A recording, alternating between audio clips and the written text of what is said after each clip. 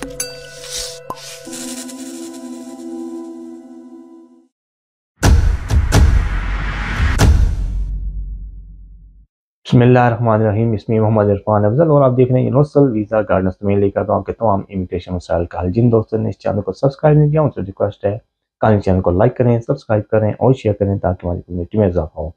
आज की जो वीडियो है वो है स्वीडन के हवाले से।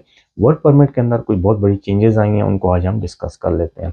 तो जैसा कि मीडिया में काफ़ी अर्से से आ रहा था और ये बताया जा रहा था कि जनवरी के एंड में एक नया कानून लागू हो जाएगा, तो ये स्टार्ट हो चुका है 29 जनवरी से।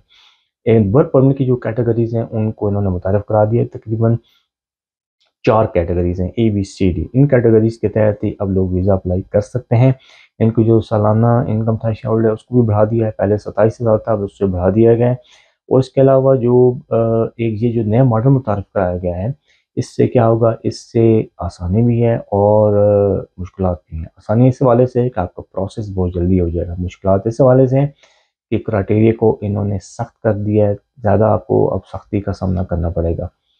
इसमें जो एक कैटेगरी है इसमें हायर स्किल के लोग आते हैं जी। हायर स्किल के लोग ऐसे लोग हैं जिनके पास कोई हायर एजुकेशन है प्लस हायर स्किल है और क्वालिफिकेशन के साथ साथ इनके पास कोई अच्छा एक्सपीरियंस भी है, तो वो एक कैटेगरी में आएंगे और उनकी दरख्वास्तों को, उनकी एप्लीकेशनों को 30 दिन के अंदर निपटा दिया जाएगा। तो ये जो प्रोसेस है ये बहुत स्पीडी रखा गया है। प्लस वो जिस कंपनी के थ्रू अप्लाई कर रहे होंगे, वो जो कंपनी के एडमिनिस्ट्रेटिव होंगे, वो उनको डे टू डे बेसिस के ऊपर अपडेट किया जाएगा और जैसे भी कोई क्यूरी आएगी तो वो कंपनी वाले डायरेक्ट उनसे पूछ सकते हैं, उनको रिप्लाई कर सकते हैं। इन्होंने स्पेशल कैटेगरी जो है A, इसमें लोगों को बहुत ज़्यादा इन्होंने स्पीड अप किया है क्योंकि स्वीडन में बहुत ज़्यादा ज़रूरत है हायर स्किल लोगों की।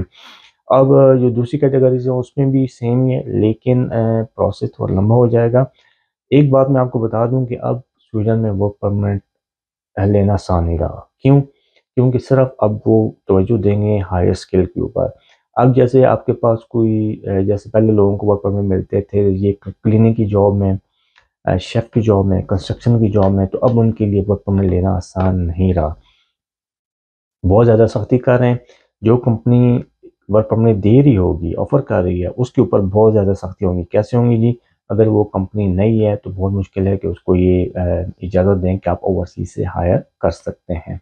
इसके अलावा जो कंपनी नई है उससे बहुत ज़्यादा खत किताबा होगी, सवाल जवाब पूछे जाएंगे।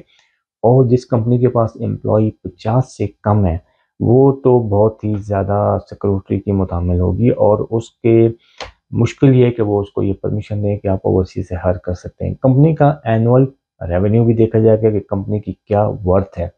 अब कंपनी की वर्थ इस वाले से होगी कि अगर कोई कंपनी नई है तो डेफिनेटली वो तो अभी पहले साल में या दूसरे साल में इतना प्रॉफिट भी नहीं होगा उसको।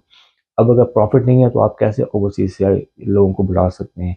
तो ये इन्होंने इसके ऊपर बाइंडिंग लगा दी है कंपनी के ऊपर कि आपका रेवेन्यू बहुत अच्छा होना चाहिए, तभी देखा जाएगा।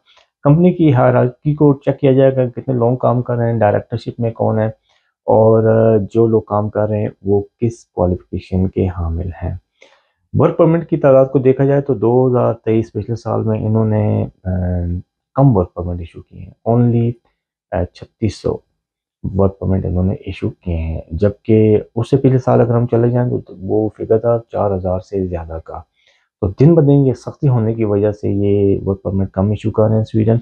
और इनकी अब ज़्यादा जो है ना वो नज़र हाई स्किल के ऊपर है, जैसा कि IT के लोग हो गए, जैसा कि डॉक्टर्स हो गए, जैसा कि इसके अलावा ये सॉफ्टवेयर का जो काम करते हैं इन हो गए। अगर हम कौन कम्युनिटी के हिसाब से देखें, मुल्कों की फिगर को उठा के देखें तो पिछले साल इंडिया टॉप पे था IT लेवल पे। उनको सबसे ज़्यादा वीज़े इशू किए गए थे और अभी भी IT लेवल में इनके पास बहुत जॉब्स हैं, बहुत ऑफर हैं और वो हाई स्किल कैटेगरी में ही आते हैं। तो इसको अगर देखा जाए स्वीडन वर्क परमिट नामुमकिन नहीं है, अभी भी अप्लाई किया जा सकता है, लेकिन अब आपको देखना पड़ेगा कि आपके एम्प्लॉयर जो है उसकी कितनी वर्थ है और आपके पास क्या क्वालिफिकेशन है। तो ये थी latest update Sweden work permit के हवाले से। आई होप आपको वीडियो पसंद आई होगी। अपना और अपने दिलों का बहुत ख्याल रखें। मेरे इस चैनल का भी थैंक यू।